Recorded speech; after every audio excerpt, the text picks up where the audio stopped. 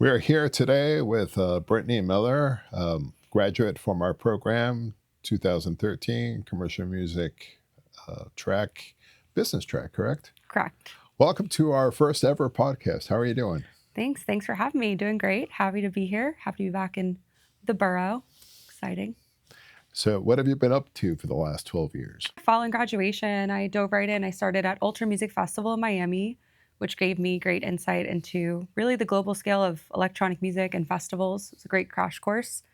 And after it, I was really inspired and wanted to work more closely with some artists directly and not really on the promoter festival side. So took a job at an agency in New York. It's a small shop called L.L.C, focusing on electronic music artists, and basically kicked off my agency career there and really cut my teeth and moved my way up from an assistant on that desk to coordinator to agent, developed my own roster, had some really great clients, toured around the world with them, and then moved into a festival role at Wasserman, which was my last endeavor before, coming here for a bit. So, why did you decide to get into the music industry?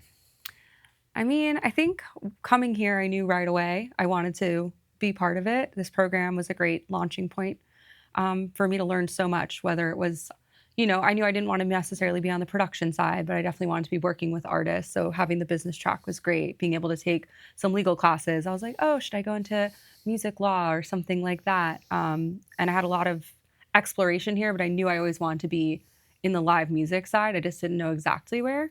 And, following the program, when I started working at the agency, I really just loved developing, finding talent, touring, putting it together. And it was like the perfect blend between problem solving and using a business skill set of, how do I get artists from point A to point B? How do I find an artist that was like working at a Guitar Center? And then how do I get them to headline a 10,000 person show? And it just really kind of took off from there. I just knew I wanted to be a part of it and be on the artist team. How did your training here help you to get there? Yeah. A lot of it, right? I was studied violin when I was in school here, along with doing commercial music. And honestly, even though I didn't take violin into that next chapter of my career, having the performance skill set and being able to speak the language of musicians actually really helped me in my career because I could speak to the artist on a different level because I did have classical training. A lot of, skills I learned here really took me into that next career. Working at the record label was great. When I was here at Hoot Wisdom, learning how to, navigate across multiple verticals and different, parts of the album campaign outside of the live shows also helped me as I moved more into the live side of music. I understood the other side, if that makes sense. Oh, totally, totally. So, what skills and traits are essential to be able to work in the music industry? There's a lot. It's fast paced, which I feel like people just throw that around everywhere. But you really have to have the skill set of being able to figure out things on the fly, especially in live music. There's no dress rehearsal. Once the artist is on stage, they're performing to their fans. So there's so many factors of things that go before the performance, during, and after that. You kind of have to have this skill set of like a can-do attitude and like a problem solving. I think having that is really key. Highly organized. There's a million moving pieces in music. Again, my focus was always on the live side and touring, and one wrong thing in a deal memo could impact a whole budget. And the tour's working off a budget. We're hiring crew based off of specific budgets. If there's a zero in the wrong place, it could impact an entire tour. I think having a positive attitude and wanting to get in on a ground floor, like people don't hand things to you, especially in this industry. You really have to work for it. And I think coming in with a good attitude of wanting to learn, wanting to get as much information as possible and do the best job and be part of a team, kind of, especially when you're on the artist team, you need a level of like egoless execution where you can be part of it and get it done, but the spotlight's not on you and you're one part of a big team. So I think having those skills, I think, are pretty important.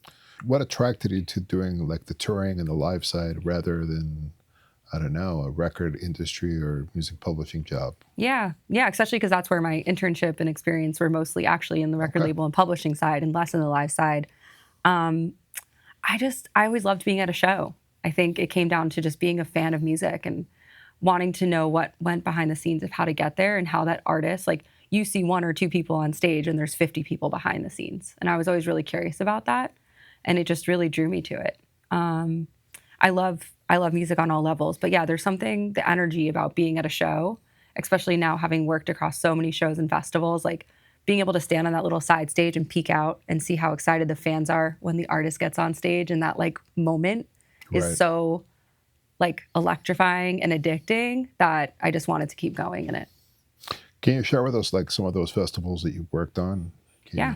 you? In my last role at Wasserman, I was in the global festival team, focusing on electronic music festivals, mainly in the international marketplace. So everywhere from Asia, Australia, South America, and I would do stuff obviously in North America, US, some things, but a lot in Canada and Mexico. I've worked across pretty much like every major global music festival.